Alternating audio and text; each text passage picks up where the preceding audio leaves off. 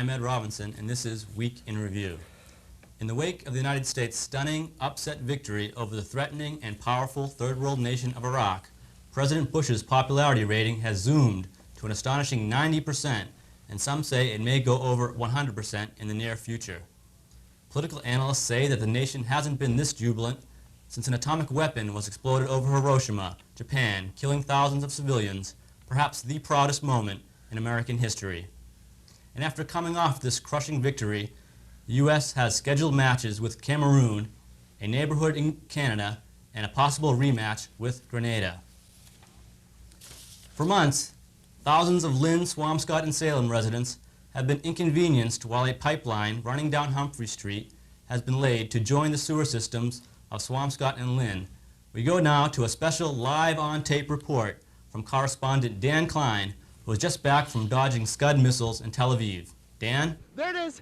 We got one moving out. There's a Scud.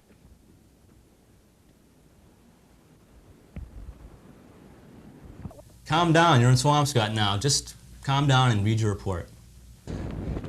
Yes, Ed, I'm okay. I'm here on Humphrey Street at the site of the new sewage construction.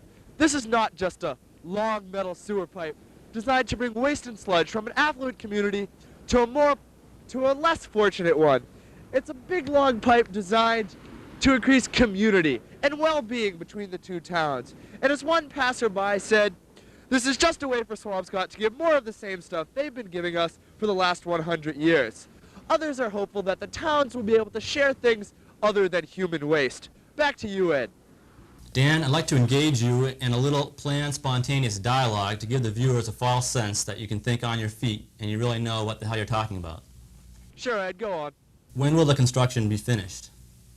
Well, they're not quite sure, Ed, but the Swampscott selectmen have been fighting amongst themselves as to who will get to conduct the ceremonial first flush. What's that? I think I see one. Oh, there's a Scud. Pack it up. Move it on. Move it on. Thank you, Dan Klein. In a recent press conference, Barbara Bush described General Schwarzkopf as, quote, a cross between General Patton and Fozzie Bear, referring to the affable Muppets character. Immediately after these remarks, the management of Fozzie Bear released a more than 2,000-page document containing the scripts of all the Muppet shows in which Fozzie Bear appeared, saying, Fozzie Bear is a believer in nonviolence. The most violent thing he did on the show was accidentally spill some fruit juice on Kermit. He resents the comparison and the use of his character to soften the General's image. Schwarzkopf could not be reached for comment, and the Pentagon would neither confirm nor deny that the recent 200-sortie bombing raid launched on the Sesame Street compound, in which 200 Muppets were killed, was in any way related to the spokesman's remarks.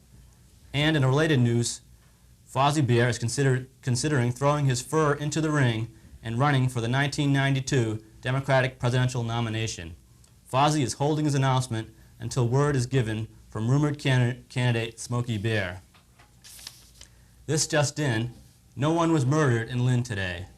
And in a related story on the lighter side, a groundhog came out of his hole, saw his shadow, and got back into his hole without being gunned down or stabbed, a positive sign that could be taken to mean that violence will ebb in the near future.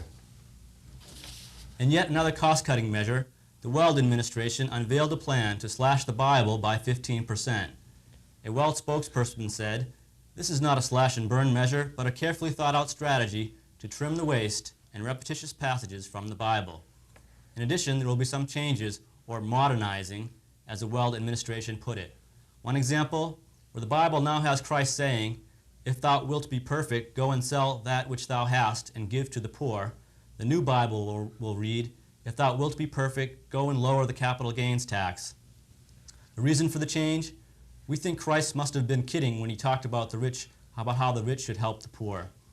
The new Bible will officially take effect starting in fiscal year 1992. The North Shore Sunday reported last week that Swampscott native Mark Abrams has taken over as editor of the Journal of Irreproducible Results, marking probably the first time that a Swampscott native has edited this particular journal. Among other things, the current issue reports that Lucy was dominant in the Ricardo family and that animal crackers are being gobbled by predators right in the box.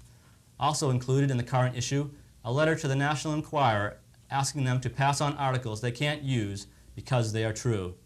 And now we go to our entertainment reporter, Dan Klein to talk about what's in and what's out. Dan? Thank you, Ed. I'm here with what's in and what's out. In, people who watch Twin Peaks. Out, people who read the Laura Palmer Diary. In, that cool Banamaka Pisai commercial. Out, that annoying Wrigley's no smoking so chew gum commercial. In, family reunions. Out, Brady Bunch reunions. In office, Dan Quayle. Out of touch, Dan Quayle. In, John Lennon glasses. Still out, Yoko Ono. In, my doll. Out, of her way. In, control. Out, Roger Clemens. In, Bart Simpson. Out, Biblical Samson. In, animal rights. Out, animal rights activists. In, Theraflu. Out, Sudafed. In, McDonald's. Out, rapper Mick Hammer. In, Millie the dog. Out, Millie Vanilli. In, J. Crew. Out, 2 Live Crew. In, patriotism, the Patriot Missile, and Patriots Day. Out, for the foreseeable future, the New England Patriots. In, me. Out of jokes. Back to you, Ed. Thank you, Dan Klein. This just handed to me. We go now to a live telephone hookup with General Norman Schwarzkopf. Now for the mail. This is a letter that our sources in the Pentagon have sent to us. The letter is entitled An Open Letter to the U.S. Government. The letter reads in part, I would like to congratulate the U.S. forces for their strict adherence to world policy. It is a pleasure to see death and chaos taken to levels that I could have only hoped to reach. Special recognition must go to the U.S. for its innovative creation of weapons that can kill much more effectively than any that went before. And the letter is signed, Friend of Democracy, Joseph, the Angel of Death, Stalin. Back to you, Ed. Thank you, Dan Klein. And as the world burns around us, I'm Ed Robinson, along with Dan Klein and the rest of the Week in Review news staff, saying good night.